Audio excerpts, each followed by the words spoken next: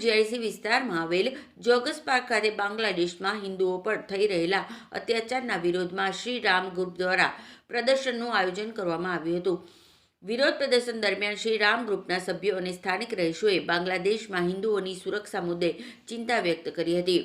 બાંગ્લાદેશમાં હાલમાં હિન્દુઓ પર થઈ રહેલા અત્યાચાર અને હિંસાની ઘટનાઓને સખત શબ્દોમાં વખોડી કાઢવામાં આવી હતી। આંતરરાષ્ટ્રીય સ્તરે હિન્દુઓના માનવ અધિકારોનું રક્ષણ થાય અને હિંસા આચરનારા તત્વો સામે કડક કાર્યવાહી થાય એવી માંગ કરવામાં આવી હતી। આ કાર્યક્રમમાં સામાજિક અગ્રણીઓ અને મોટી સંખ્યામાં યુવાનોએ જોડાઈને પીડિત હિન્દુ પરિવારો પ્રત્યે સંવેદના વ્યક્ત કરી હતી। જય સિયારામ।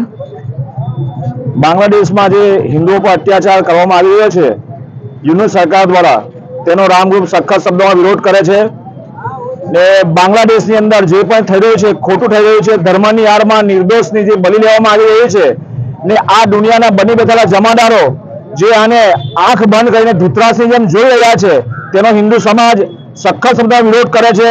આ બાંગ્લાદેશને બે ભાગોમાં વેચી નાખીને એનો એક ભાગ હિન્દુને સમર્પિત કરીને એને સુરક્ષાની ગેરંટી આપવામાં આવે એવી અમારી માંગ છે ને જો આ ન અટકશે તો આંટી વિરુદ્ધ પગલા અને આંટી જલન આંદોલન આ હિન્દુ સમાજ કરશે, જેની ગંભીર નોંધ લઈ સરકારે પણ એને બાંગ્લાદેશના જે પણ હિન્દુઓ છે એની મદદે આવી એમની સુરક્ષાઓ કરી બાંગ્લાદેશના જે ઉચ્ચ કમિશનરો જે છે જે દૂતાવાસમાં જે આપણે બેઠેલા છે એમને પણ બોલાવીને સખત ચેતવણી આપવામાં આવે એવી અમારી માંગ છે।